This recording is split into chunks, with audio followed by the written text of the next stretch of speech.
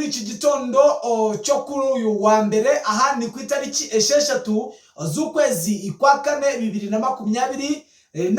Byifashe bite? Bihagaze bite?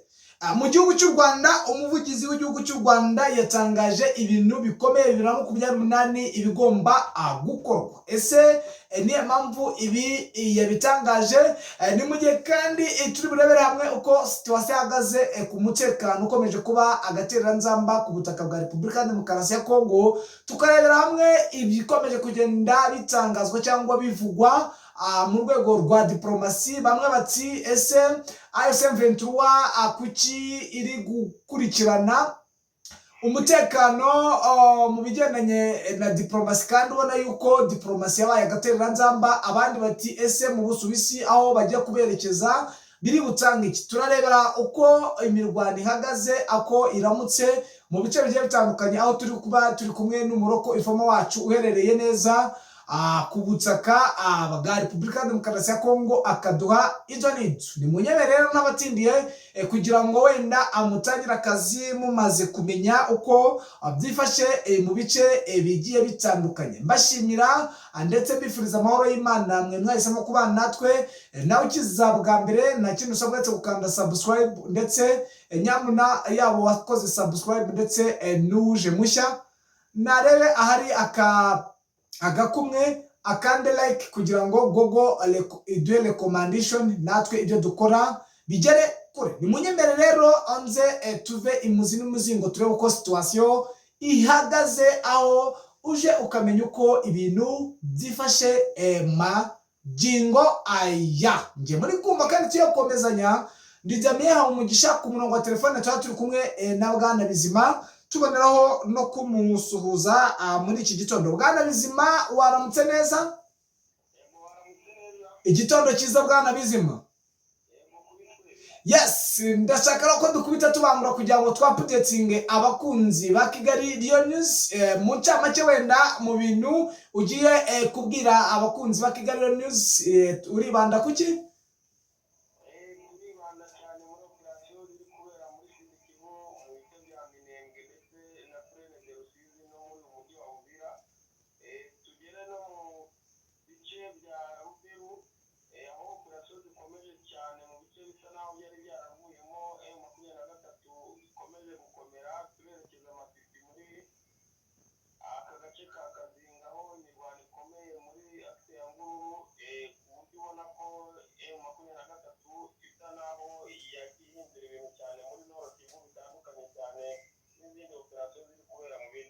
Yes, nyemere rero mukunzi wacu wa Kigali Rio News, utege amatwi mpaka ikiganiro kirangiye umenye uko situation ihagaze.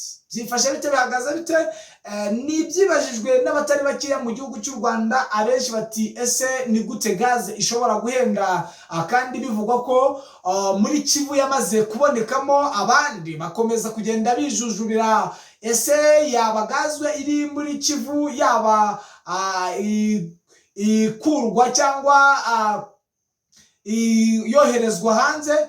Abandi bati ese ni ukubera iki dufite ibikomoka kuri gaz ikaba ikomeje kugenda itumbakira. Ibi ni byatangajwe na Jean Maurice, aho yavuze ko bazatangira gukoresha ino gaz icukurwa muri Kivu mu gihe cya mbere cya 2028, aho iyi gaze abazatangira kuyikoresha bwa mbere ari abantu batekera hamwe, ibigo by'amashuri, ibigo bicumbikira abantu benshi icyarimwe, ibitaro, abandi natwe gahunda ikazatugeraho nyuma.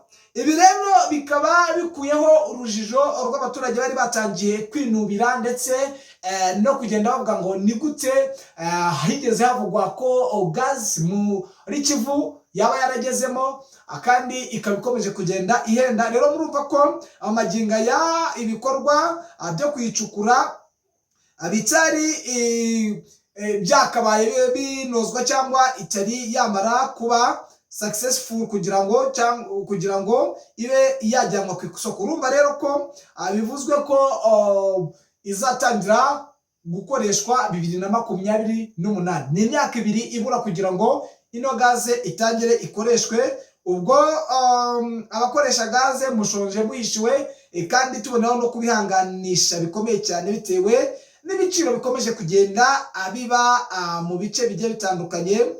Saha mu gihugu cy'u Rwanda no mu bindi bice ibintu bikomeje kuba bibi. Bakunzi ba Kigali News, mwagiye mutubwira ko tuzatubapudetinga n'ibikomeje kugenda biba ndetse n'ibyateje ikibazo mu bice bigiye bitandukanye by'isi, aho twavuga yuko nubwo imirwano itari kubera mu bihugu bitandukanye, ariko hari imirwano y'ibibazo bikomeje kuba bitewe n'ino ntambara iri kubera muri Iran. Amakuru rero ya none aho tugiye kujya tubapudetinga no muri Iran, biravugwa yuko maginga ya ibintu byamaze guhindura isura, aho Iran na Oman batangiye ibiganiro byemewe ku mugaragaro bigamije gusubizaho urujya n'uruza rw'amato mu muhora wa Hormuz.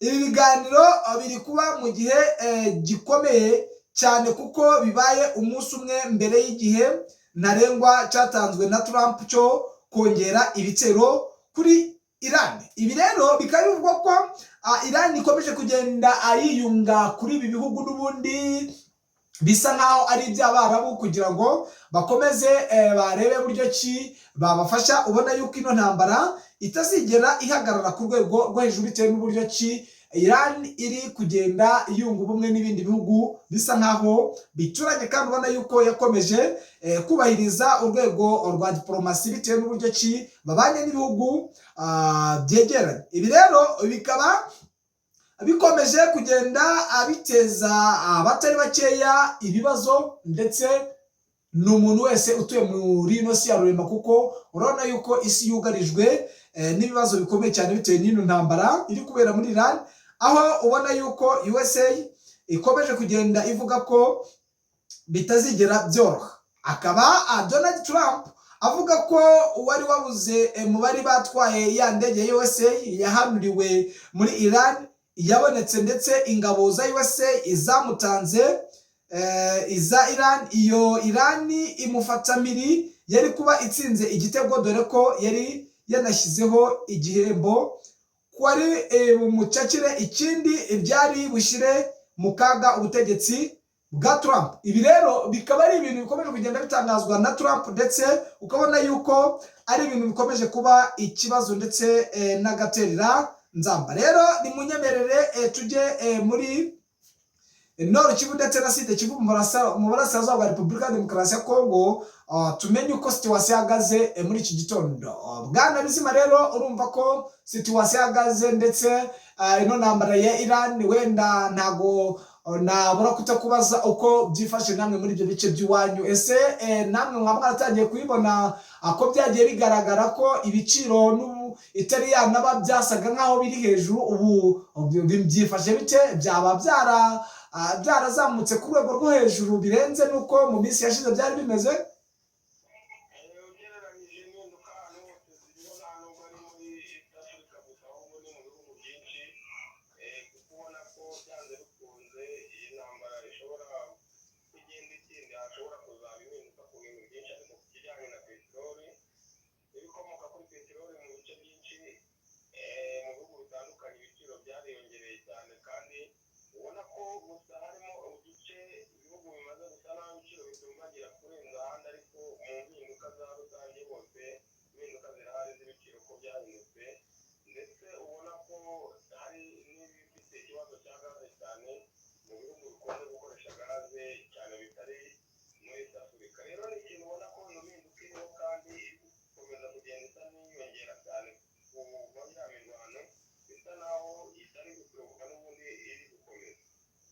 Yes, Bwana Bizima rero nyemerera utwapudetinge kuko biramutse mu burasirazuba bwa Repubulika ya Demokarasi ya Kongo.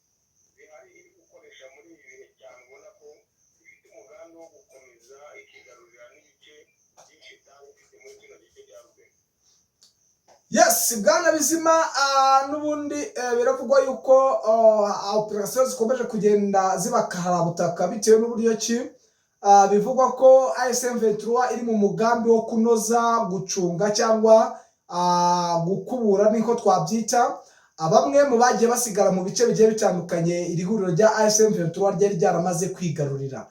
Urabona bageze ku kihe kigereranyo bwana bizima?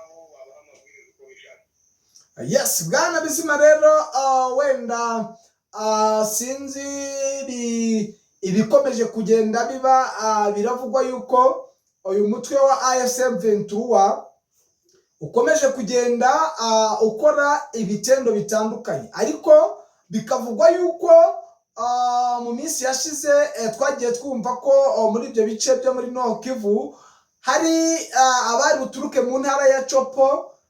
Urumva ko iri concentré n'ubundi niyo ntara ya Kivu. Operasiyo zatangajwe zivuga ko igisirikare cya FARDC ndetse bari bapanze na batayo yongera ngo zigera ni murenye, sinzi nimba nibuka, zo kuba ngo zigiye kurwanya umutwe wa FDL. Maginga ya bihagaze bite, byifashe bite bwana bizima?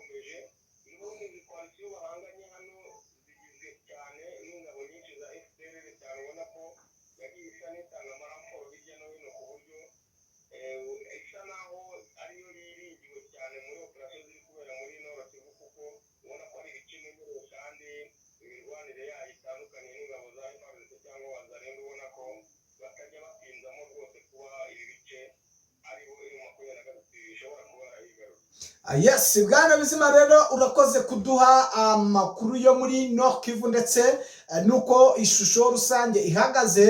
Rero ndumva wenda twanyarukira muri Sud Kivu aho bivugwa yuko operasiyo zamaze kuba amagasa bitewe n'ubwinshi bw'abasirikare bamaze kwiyongera mu gisagara cya Uvira ndetse no muri zone ya Minembwe.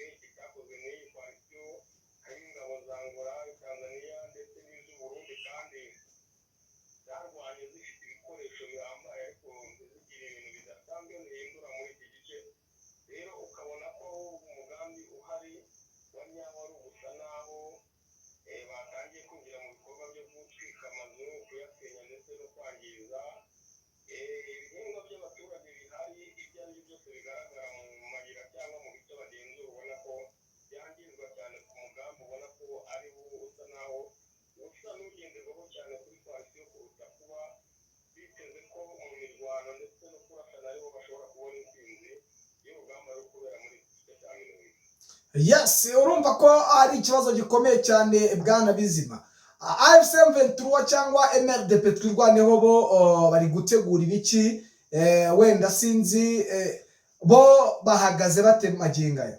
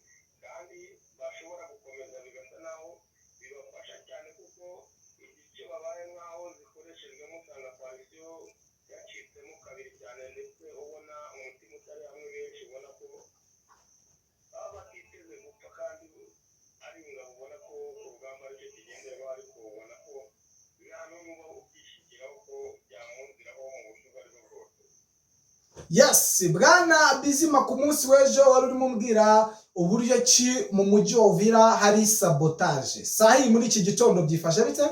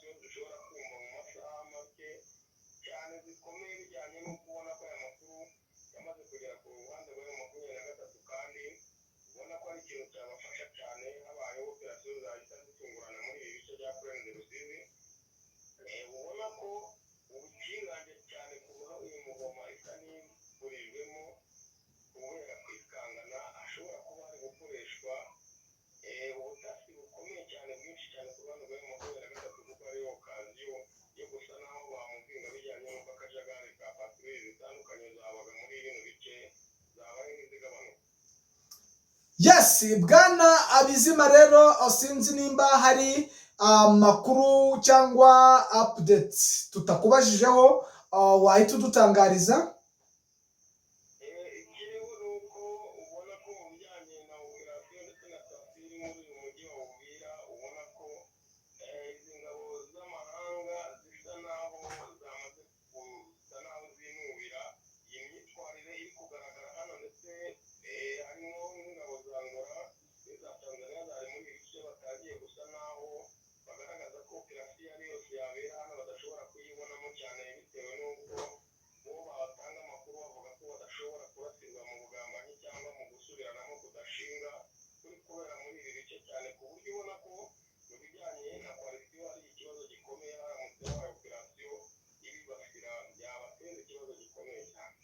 Yes, bwana Bizima rero ku munsi w'ejo n'ubundi itsinda ryari ryaje kureba kwigira hamwe umwuka mubi uri hagati y'ingabo z'aba FDLB na FARDC.